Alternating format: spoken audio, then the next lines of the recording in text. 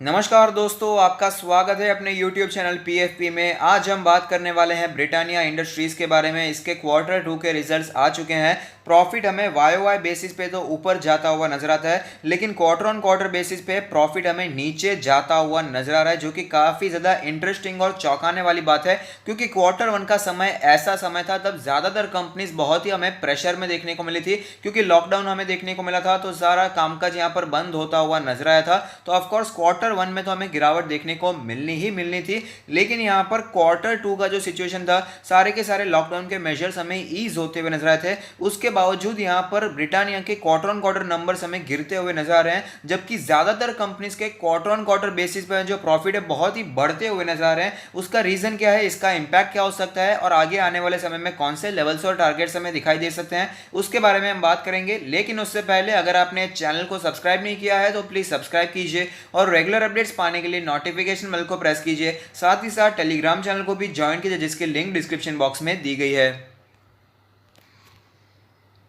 तो हम देखने वाले हैं ब्रिटानिया इंडस्ट्रीज के कॉन्सोलिडेटेड फाइनेंशियल रिजल्ट, जहां पर सारे फिगर्स रुपीस इन करोर्स में दिए गए हैं। तो अगर बात करें सितंबर मंथ के बारे में, सितंबर क्वार्टर के बारे में, तो टोटल इनकम जो देखने को मिली है वो है 3492 करोड़ की, जो कि हमें पिछले क्वार्टर में 3514 करोड़ की देखने को मिली थी। तो परफॉर्मेंस थोड़ा सा हमें नीचे जाता हुआ नजर आता है। लेकिन अगर बात करें इसके YoY परफॉर्मेंस के बारे में, तो आप देख पाएंगे 3116 करोड़ का टोटल इनकम देखने को मिला था। इसके हिसाब से इस क्वार्टर का इनकम हमें बढ़ता हुआ नजर आ रहा है, जो कि एक अच्छी बात है।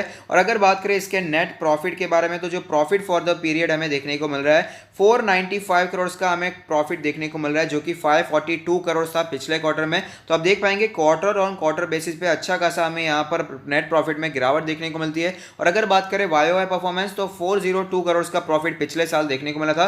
तो इसके मुकाबले तो अच्छा ही परफॉर्मेंस यहाँ पर देखने को मिल रहा है। तो इसके पीछे का रीजन क्या है वो भी जान लेते हैं। तो ऐसा यहाँ पर सोचा जा रहा था कि जो क्वार्टर 2 के नंबर्स आएंगे ब्रिटानिया के लिए वो यहाँ पर बुरे ही आने वाले हैं। उसका रीजन है कि जो क्वार्टर 1 का समय था, लॉकडाउन का सभी यहाँ पर समय था, जितने भी यहाँ पर बिस्किट आते थे, लोग यहाँ पर समझते थे, सोचते थे कि आगे मिले या फिर ना मिले, तो यहाँ पर अभी जितना मिलना है ले लेंगे। होल्डिंग कर रहे थे सामानों की, यहाँ पर घर में सामान भर रहे थे। इसके कारण इसका सेल्स क्वार्टर 1 में बहुत ही तेजी से हमें बढ़ता हुआ नजर आया था। लेकिन जैसे जैसे सिचुएशन यहाँ पर ओपन होती गई, लॉकडाउन यहाँ पर ईज होता गया, लोगों को पता चला कि ऐसी सिचुएशन वापस देखने को नहीं मिलेगी। हमें जो बिस्किट्स हैं ये मिलने ही वाले हैं, ये जो सारी हमें जो आइटम्स यहाँ पर हमें दिखाई देती हैं स्टोर्स में, वो सबके सब अवेलेबल होने वाले। तो चिंता की कोई भी बात नहीं है। तो होर्डिंग में थोड़ी सी हमें कमी देखने को मिली, लेकिन यहाँ पर प्रॉफिट में जो गिरावट देखने को मिल रही है उसके अलग अलग रीजन हमें दिखाई देते हैं। अब देख पाएंगे रेवेन्यू फ्रॉम ऑपरेशंस अगर हम देखते हैं तो ज्यादा हमें गिरावट देखने को नहीं मिल रही है। सेल ऑफ गुड्स जो मेन बिजनेस है ब्रिटानिया इंडस्ट्रीज का, वहां पर ज्यादा कोई बड़ा इंपैक्ट पड़ता हुआ नजर नहीं आया है। 3354 करोड़ का हमें सेल ऑफ गुड्स देखने को मिला है, जो कि 3384 करोड़ का था। तो ज्यादा गिरावट देखने को नहीं मिले, तकरीबन 30 करोड़ की ही यहाँ पर गिरावट देखने को मिलती है, जो कि यहाँ पर हम कह सकते हैं कि व्याज भी है। बहुत ही ज्यादा बुरा इंपैक्ट यहाँ पर पड़ता हुआ नजर नहीं आया है। तो उसके बावजूद यहाँ पर क्यों नेट प्रॉफिट में ज्यादा गिरावट देखने को मिली ये भी समझ लेते हैं। तो कॉस्ट ऑफ मटेरियल्स कंज्यूम यहाँ पर हमें एक्सपेंस बढ़ता हुआ नजर आया है। Purchases of stock in trade यहाँ पर भी एक्सपेंस बढ़ता हुआ नजर आया है। और changes in inventories of finished goods, stock in trade and work in progress जो होता है, वहां पर हमें 109 करोड़ के आसपास का लॉस देखने को मिला है। ये एक बड़ा रीजन है जिसकी वजह से प्रॉफिटेबिलिटी कम होती हुई नजर आ रही है। तो जैसा एंटीसिपेट किया जा रहा था कि क्वार्टर 2 के रिजल्ट्स हमें बहुत ही बुरे दिखाई देंगे, क्योंकि यहाँ पर सामान की होल्डिंग कम हो जाएगी, ऐसा यहाँ पर देखने को नहीं मिला है। दूसरे रीजन हैं जो कि एक्सपेंसेस यहाँ पर हमें बढ़ते हुए नजर आते हैं, इसके कारण ही हमें नेट प्रॉफिट कम होता हुआ नजर आया है। बाकी जो परफॉर्मेंस कंपनी का रहा है काफी शानदार ही हमें यहाँ पर दिखाई देता है। स्टॉक के बारे में बात करें तो ब्रिटानिया का लास्ट ट्रेडेड प्राइस है 3772 रुपीज, जो कि हमें 0.67% ऊपर दिखाई दिया है। मार्केट कैप 90,000 करोड़ की मार्केट कैप है। डिविडेंड यील्ड की बात करें तो 0.93% की डिविडेंड यील्ड है। Face value 1 rupees per equity share है। इंडस्ट्री का पी रेशियो 66.37 है, जबकि ब्रिटानिया इंडस्ट्री का 51.89 दिखाई देता है।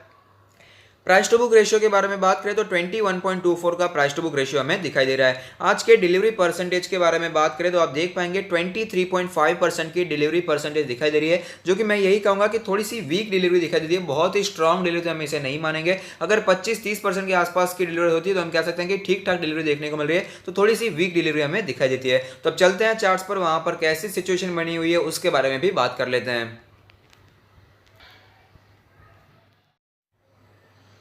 जब मार्केट में क्रैश देखने को मिला था तब स्टॉक ने 2100 के आसपास सपोर्ट लिया था और उसके बाद अच्छी तेजी देखने को मिली है। 4000 के आसपास ऑल टाइम हाई बनाने के बाद थोड़ी सी वीकनेस हमें यहाँ पर दिखाई दे रही है। अगर करंट सिचुएशन के बारे में बात करें तो आप देख पाएंगे काफी समय से कंसोलिडेशन चलता हुआ नजर आता है। अपने 20 डेज के मूविंग एवरेज के हमें ऊपर ट्रेड करता हुआ नजर आता है। सारे मूविंग एवरेज के ऊपर फिलहाल ये ट्रेड कर रहा है, जो कि एक अच्छी बात है। अगर बात करें यहाँ पर इंडिकेटर्स के बारे में तो मनी फ्लो इंडेक्स का नंबर कैलकुलेट होकर आता है 50.92। आप देख पाएंगे यहाँ पर काफी गिरावट देखने को मिली थी। मनी फ्लो इंडेक्स के नंबर में यहाँ पर ओवरसोल्ड कैटेगरी में एंटर कर चुका था, हाईली ओवरसोल्ड में भी एंटर करने ही वाला था, लेकिन वापस तेजी देखने को मिली और फिलहाल 50 के आसपास हमें ट्रेड करते हुए नजर आता है, जो कि हम कह सकते हैं कि न्यूट्रल टू स्ट्रेंथ कंडीशन दिखाई दे रही है। अगर बात करें आरएसआई के नंबर के बारे में तो आरएसआई का नंबर कैलकुलेट होकर आता है 51.44।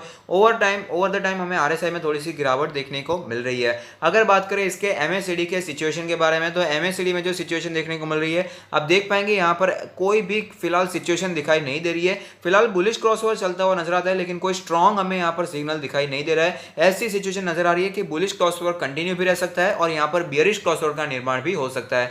बॉलिंजर बैंड के बारे में बात करें तो आप देख पाएंगे बॉलिंजर बैंड के लोअर बैंड के आसपास स्टॉक ने सपोर्ट लिया और उसके बाद अच्छी तेजी भी दिखाई। अपर बैंड के आसपास जाने के बाद रेजिस्टेंस फेस किया और फिलहाल ये अपने मीडियन के आसपास ट्रेड कर रहा है। मीडियन का लेवल है 3732 का लेवल, लोअर बैंड है 3597 का लेवल, अपर बैंड है 3868 के आसपास का लेवल। पिवट पॉइंट्स के बारे में बात करें तो पिवट लेवल कैलकुलेट होकर आता है 3743 का लेवल। यहां पर जो रेजिस्टेंस हमें दिखाई दे रहा है वो है 3946 का लेवल। पिवट सपोर्ट्स के बारे में बात करें तो पहला सपोर्ट 3595 का बनकर आता है। तो अब चलते हैं इसके ऑल टाइम चार्ट पर, जहां पर एक कैंडल 1 मंथ को रिप्रेजेंट करेगा, जिससे हमें पता चलेगा स्टॉक ने कैसी मूवमेंट बना कर दी है। तो आप देख पाएंगे धमाकेदार स्टॉक रहा है, मल्टी बैगर रिटर्न से स्टॉक ने बना कर दिए हैं। कभी भी ज्यादा डीप करेक्शन स्टॉक में देखने को नहीं मिलता है। जब भी करेक्शन देखने को मिला तो 20 मंथ्स का EMA as a strong support दिखाई देता है और उसके बाद 50 मंथ्स का EMA as a strong support हमें दिखाई दिया है। तो फिलहाल जो 50 मंथ्स का ईएमए है वो कैलकुलेट होकर आता है 2718 का लेवल, 20 मंथ्स का ईएमए है वो कैलकुलेट होकर आता है 3267 के आसपास का लेवल। अगर आपने पोजीशंस बना कर रखी है तो क्या करना चाहिए? तो अगर आपने ऊपर पोजीशन बना कर रखी है, लॉस में चल रहे हैं, तो मेरा मानना है स्टॉक बहुत ही स्ट्रांग है, फंडामेंटली काफी स्ट्रांग कंपनी दिखाई देती है, तो यहां पर आपको लॉन्ग टर्म के लिए होल्ड करना चाहिए। और अगर आपने नीचे पोजीशन बना कर रखी है, आप अभी प्रॉफिट में चल रहे हैं, लॉन्ग टर्म के लिए लिया है तो प्लीज कंटिन्यू होल्डिंग कीजिए। लेकिन अगर आपने शॉर्ट टर्म के लिए लिया है तो यहाँ पर आप प्रॉफिट बुकिंग के बारे में भी सोच सकते हैं। बात करें यहाँ पर फ्रेश बाय के बारे में तो ऑफकोर्स अच्छी कंपनी, इसे अपने पोर्टफोलियो में ऐड किया जा सकता है। और साथ ही साथ अगर आप अपना पोर्टफोलियो हमसे रिव्यू करवाना चाहते हैं तो उसका लिंक भी हमने डिस्क्रिप्शन बॉक्स में दे दिया है। तो यहां पर कुछ दिनों पहले जब स्टॉक में हमें गिरावट देखने को मिली थी, 3600 के आसपास आता हुआ नजर आया था, तब मैंने रेकमेंड किया था कि यहां पर आप बाइंग करने के बारे में सोच सकते हैं। और उसके बाद स्टॉक वापस हमें ऊपर जाता हुआ भी नजर आया है। तो यही लेवल वापस हमें सपोर्ट की तरह दिखाई दे सकता है, जो कि 3400 से करके 3600 का लेवल।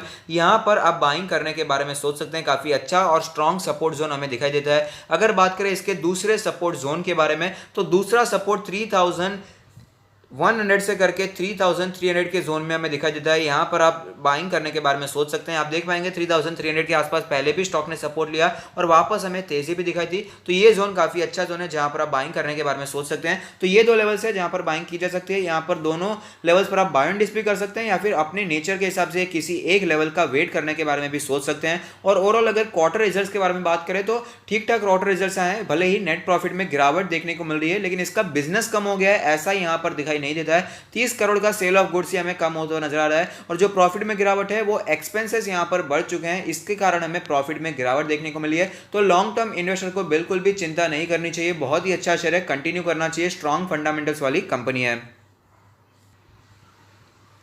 तो अगर आपको ये वीडियो पसंद आता है तो लाइक कीजिए, शेयर कीजिए, कमेंट कीजिए, सब्सक्राइब कीजिए और मुझे मोटिवेट कीजिए। Thank you, stay happy, happy investing.